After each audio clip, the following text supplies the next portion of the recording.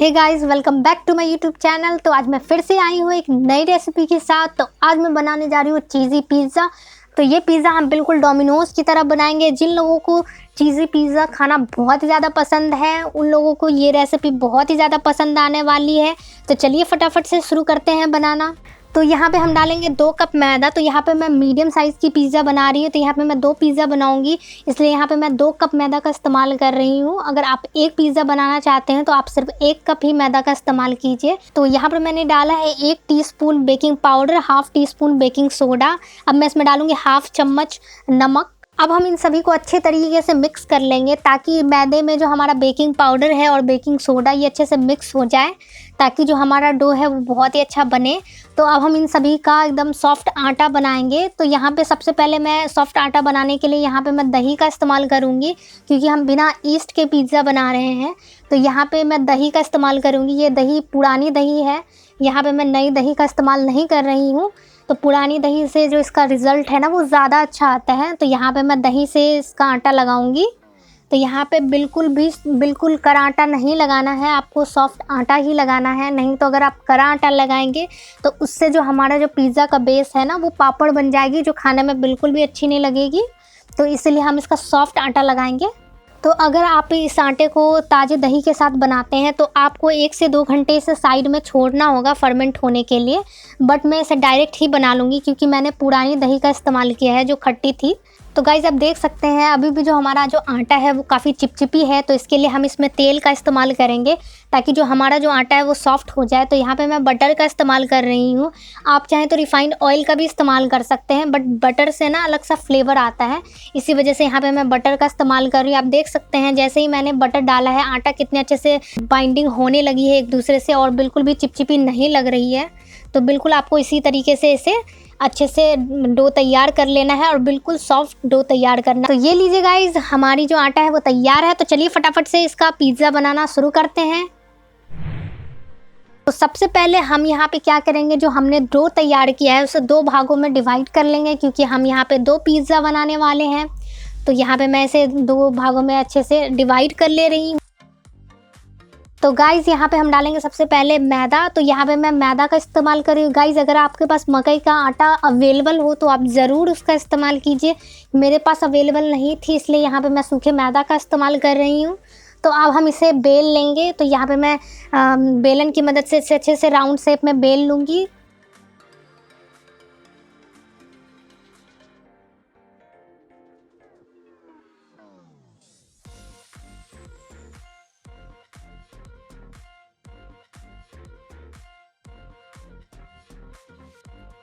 तो ये लीजिए गाइस, हमने पिज़्ज़ा के बेस को अच्छे से बेल लिया। अब हम इसे फ़ोल्ड करेंगे ताकि जो हम इसे इजीली ट्रांसफ़र कर सकते हैं पिज़्ज़ा के प्लेट पे। तो यहाँ पे मैं ले रही हूँ स्टील का प्लेट, उसे मैंने फ़ॉइल पेपर से कवर कर लिया है, क्योंकि हम इस पिज़्ज़ा को बनाने वाले हैं कुकर में।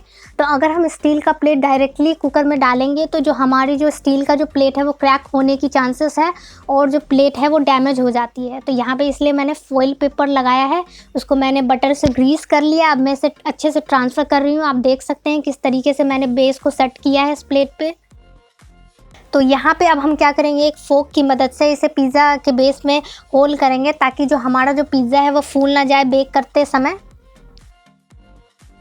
तो अब हम इसके ऊपर लगाएंगे बटर। तो हम इसे बटर से अच्छे से ग्रीस कर लेंगे। यहाँ पे मैं बटर का इस्तेमाल इसीलिए कर रही हूँ क्योंकि बटर से जो है हमारे जो बेस का जो टेक्सचर है बहुत ही ज़्यादा टेस्टी और बहुत ही अच्छा रिज़ल्ट आता है। बिल्कुल डोमिनोज़ की तरह अगर आपको पिज़्ज़ा चाहिए तो आप ज़रूर इसके ऊपर बटर से ग्रीस कीजिए।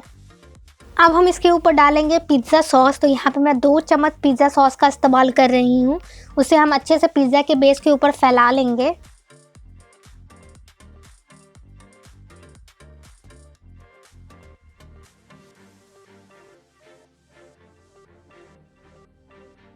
अब हम इस पे डालेंगे मोज़रेला चीज़। तो यहाँ पे मैं सबसे पहले मोज़रेला चीज़ का इस्तेमाल कर रही हूँ।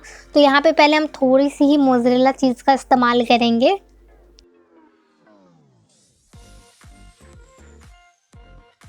अब मैं डालूँगी इसके ऊपर ओरिगैनो। तो यहाँ पे मैं अच्छे से ओरिगैनो का इस्तेमाल कर रही हूँ। अब मैं इसमें डालूँगी चिली फ्लेक्स।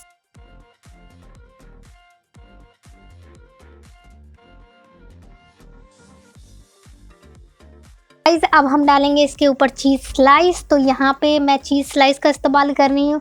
गाइस अगर आपके पास चीज़ स्प्रेड होना तो आप चीज़ स्लाइस को रिप्लेस करके आप चीज़ स्प्रेड का ही इस्तेमाल करना, क्योंकि जो उसका जो रिज़ल्ट है वो ज़्यादा क्रीमी और सॉफ्ट आती है कंपेयर टू चीज़ स्लाइस। तो यहाँ पे मेरे पास चीज़ स्प्रेड अवेलेबल नहीं थी, इसलिए यहाँ पे मैंने चीज़ स्लाइस का इस्तेमाल किया है। बट बेहतर रिज़ल्ट के लिए आप चीज़ स्प्रेड का ही इस्तेमाल करना, उससे बेस्ट रिज़ल्ट आने वाली है।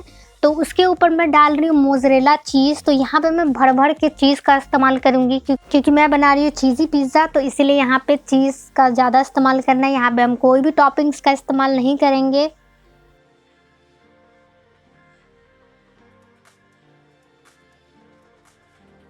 तो यहाँ पे हमारा पिज़्ज़ा अच्छे से सेट है, तो चलिए फटाफट से इसे बेक कर लेते हैं। तो यहाँ पे मैंने ऑलरेडी कुकर को प्रीहीट करने के लिए रख दिया था। अब हम पिज़्ज़ा को कुकर के अंदर रख देंगे बेक होने के लिए। तो हम पिज़्ज़ा को 35 से 40 मिनट के लिए मीडियम टू लो फ्लेम पे बेक कर लेंगे। तो ये लीजिए गाइस, जो हमारी जो पिज़्ज़ा है वो बनके बिल्कुल तैयार है। तो इस पिज़्ज़ा को बेक होने में करीबन लग गई 40 मिनट। तो चलिए हम फटाफट से इसे कट कर लेते हैं। तो आप देख सकते हैं ये पिज़्ज़ा कितना सही बना है, और इसका बेस देख सकते हैं गाइस, इसका बेस भी बहुत ही ज़्यादा बेहतर बना था। कोई कह सकता है कि इसे हमने बिना ईस्ट के बनाया है। तो गाइस अगर आपको हमारा ये वीडियो पसंद आए तो प्लीज़ मेरे चैनल को लाइक एंड सब्सक्राइब कीजिए और बेल आइकन दबाना ना भूलिए। मिलते हैं नेक्स्ट वीडियो के साथ, तब तक के लिए बाय बाय।